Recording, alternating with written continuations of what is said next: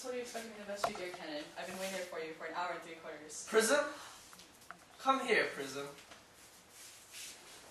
Prism, where is that baby? 28 years ago, Prism, you left Lord Bracknell's house, number 104 Upper Grosvenor Street, in charge of a perambulator that contained a baby of the male sex.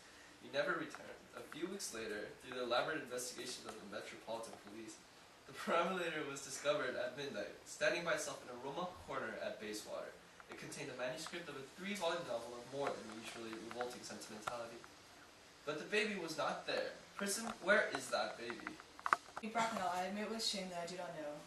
I only wish I did. The plain facts of the case are these.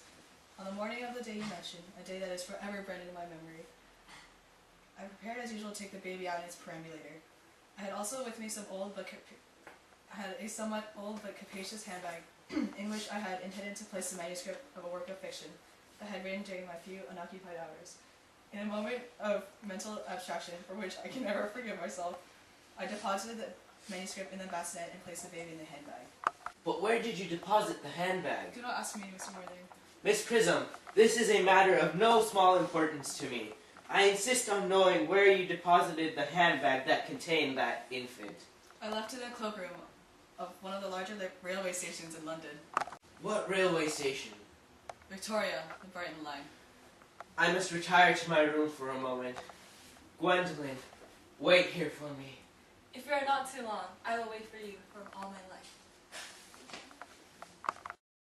What do you think this means, Lady Bracknell? I dare not even suspect, Dr. Chastable. I need hardly tell you that in families in high position, strange coincidences are not supposed to occur. They are hardly considered a thing. Uncle Jack seems strangely agitated. Your guardian has a very emotional nature. This noise is extremely unpleasant. It sounds as if he was having an argument. I don't like arguments of any kind. They're always vulgar and obvious. It has stopped now. I wish you would arrive at some conclusion. This suspense is terrible. I hope it'll last. Is this the handbag, Miss Prism? Examine it carefully before you speak. The happiness of more than one life depends on your answer. It seems to be mine. Yes, here is the injury it received through the upsetting of a Grower Street omnibus in younger and happier days. Here is a stain on the lining caused by an explosion of a temperance beverage, an incident that occurred at Leamington. And here, on the lock, are my initials. I had forgotten that in an extravagant mood I had placed them there. This bag is undoubtedly mine. I am delighted to have it so unexpectedly restored to me, as it has been a great inconvenience being without it all these years. Miss Prism, more is restored to you than this handbag. I was the baby you placed in it. You? Yes, Mother! Mr. Worthing, I am unmarried. Unmarried? I do not deny that it is a serious blow. But after all, who has the right to cast a stone against one who has suffered? Cannot repentance wipe out an act of folly? Why should there be one law for men and another for women?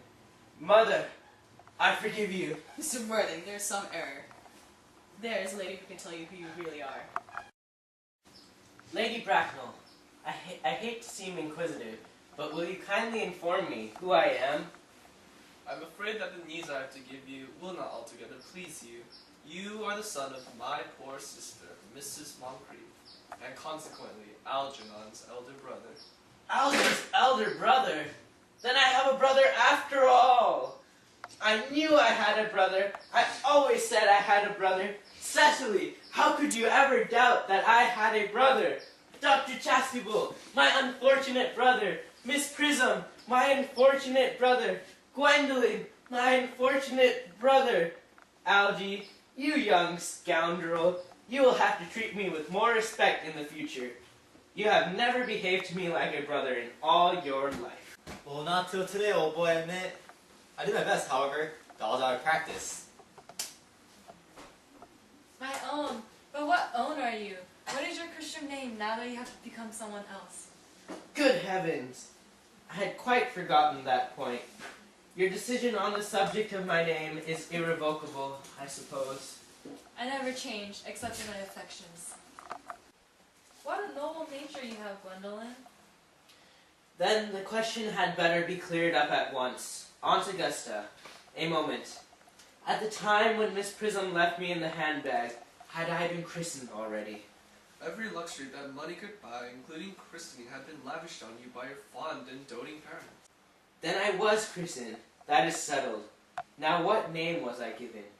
Let me know the worst.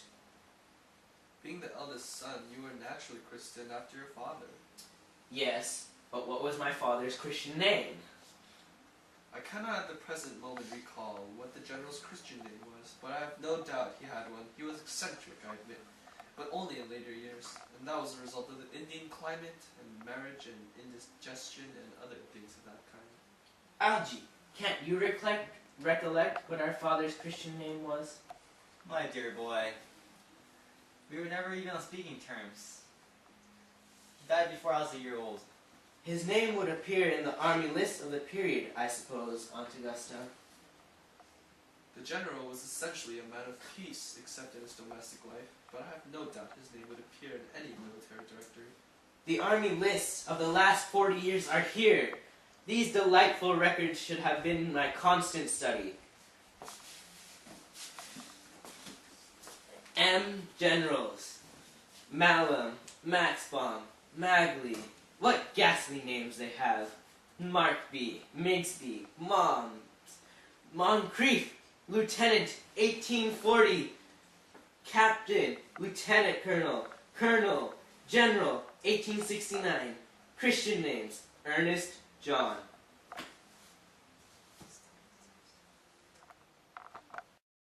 I always told you, Gwendolyn, my name was Earnest, didn't I? Well, it is Earnest after all. I mean, it naturally is Earnest.